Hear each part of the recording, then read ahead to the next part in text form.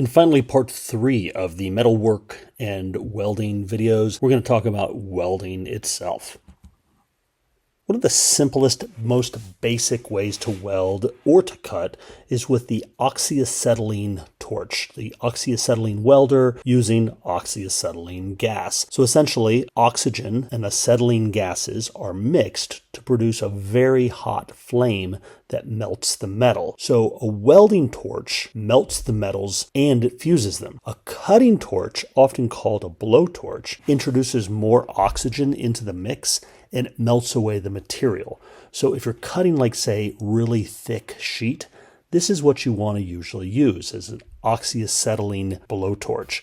It will heat up the metal and cut a very rough and jagged and not very subtle line through the steel. Now you've got to wear shaded safety goggles to use this, not ones that completely cut out UV light, which we'll get to in a second, but ones that protect your eyes and shield them from some of the bright light and certainly from sparks. Now, the advantages to an oxyacetylene welder or an oxyacetylene system is it's extremely inexpensive and it's very simple equipment. It's just mixing two gases together and then you will light them on fire. Now, the disadvantages are, well, it's kind of dangerous. It's a big old hot flame torch and it is very imprecise. We rarely do any of this kind of welding in the theater. It's usually far more industrial in scale.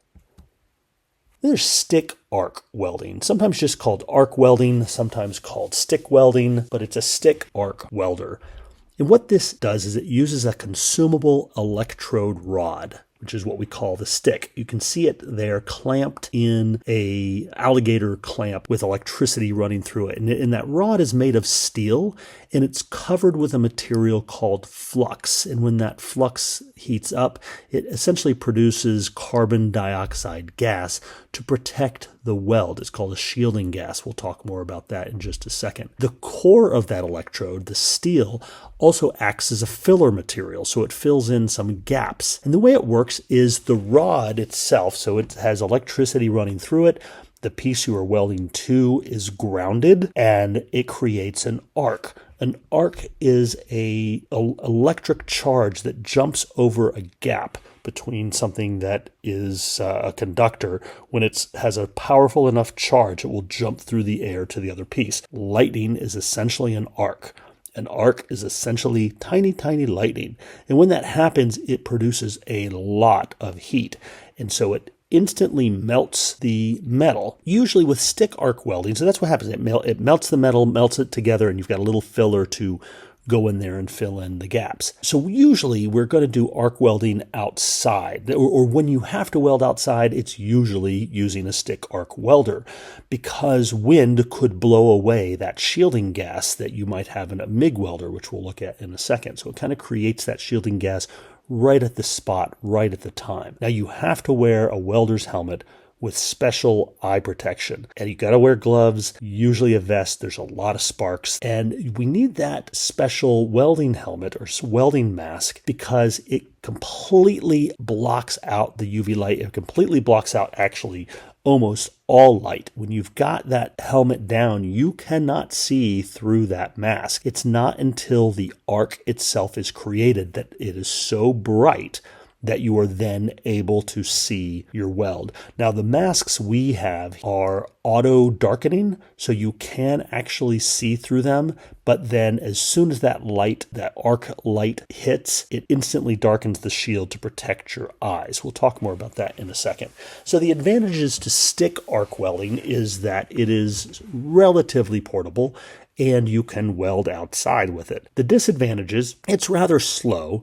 You've got to change those sticks somewhat frequently because they do get eaten up the more you weld. It's mostly for steel only. Of course, it creates that UV light that can damage your eyes, which is why when we're welding, we tell people not to look at the pretty blue light, which is very hard because it is a pretty blue light. And finally, that action there of the weld creates some dangerous gases, so we need to usually have some ventilation.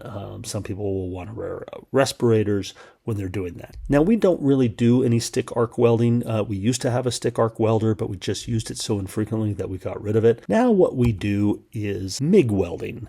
MIG, M-I-G, stands for metal inert gas.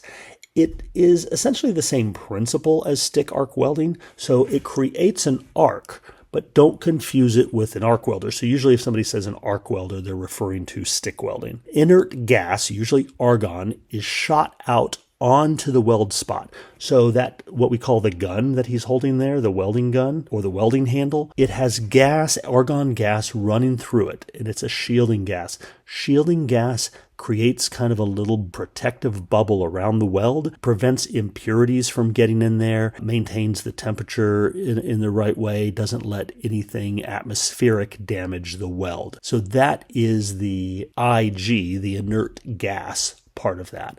And that handle, that welding gun, automatically feeds a wire out through the middle of it as well. So through that gun is coming the gas and also a wire. And that wire, you pull the trigger and the wire keeps coming out, creates the arc, and that wire is consumed instead of the stick. But it goes a lot further, so you don't have to change it out all the time.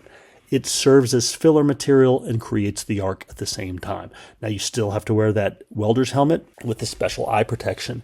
If you don't, there's a lot of UV light being put out at that weld. It can give you a sunburn. That is true. That is not an exaggeration.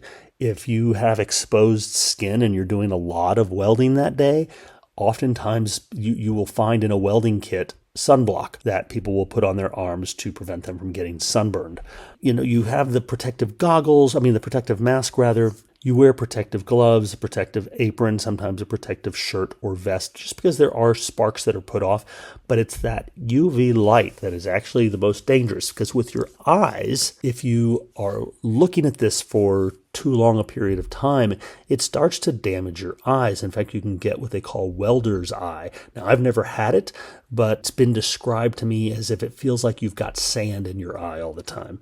So that's a hard pass for me. I'm going to not look at the pretty blue light, or I'm going to be wearing a welding helmet when I do it or when I'm around it to watch it. Now, the advantages of MIG welding: it's fast, it's pretty precise. MIG welders can weld different kinds of materials. We mostly just do steel, but there are other metals that it can weld. The disadvantages are it's not quite as portable because you need a big gas tank of argon to go along with it, along with the big welder itself.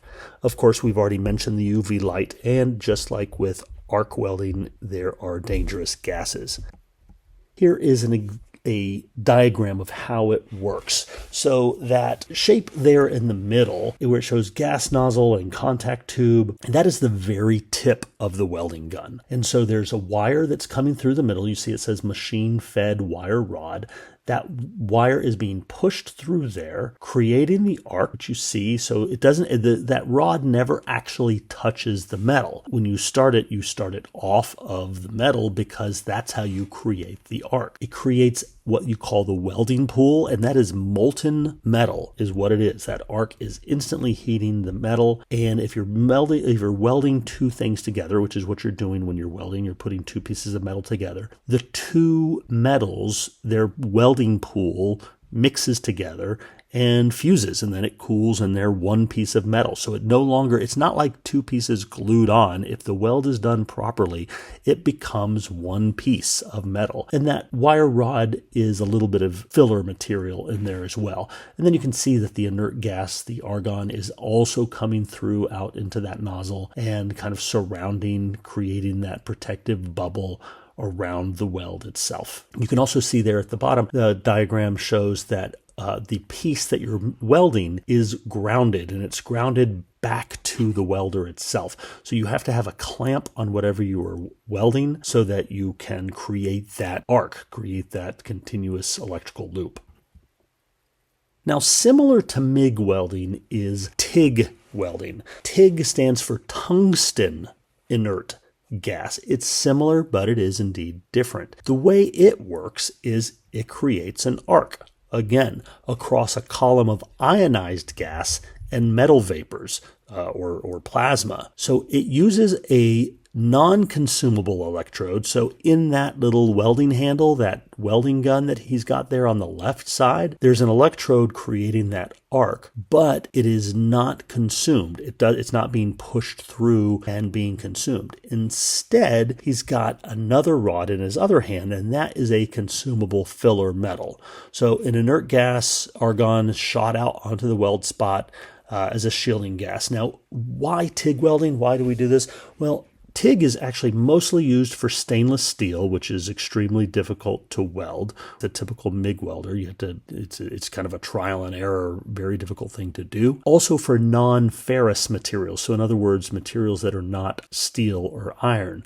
So if you're welding aluminum, which you can do with a MIG welder, you're going to be better off with a TIG welder. It just does it better. Or if you're welding magnesium or something like that. The advantages of TIG welding: very precise, stronger and better welds than MIG welding. And it's really what you need if you're going to be welding non-ferrous materials. The disadvantages are that it's very difficult to master. You get a lot of consumer-based MIG welders out there that some guy can buy for his garage and start welding and not do too bad a job. TIG is not nearly as easy as that. It takes a lot of practice. It is slow. You have that consumable rod. It just doesn't work as quickly as MIG welding. There is actually even more UV light put out, and there are dangerous gases because why not?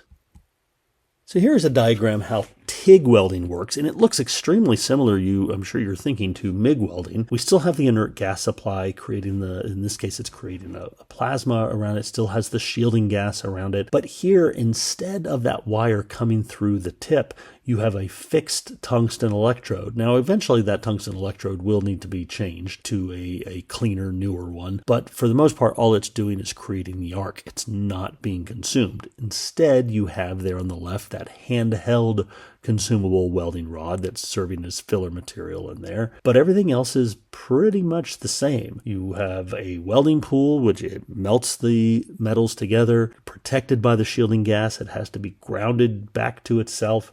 Still has the gas nozzle on there. The real difference here is it almost combines MIG welding and stick welding in a way. So that is the end of metalwork and welding videos. I hope it wasn't too painful. I haven't done one of these in a while.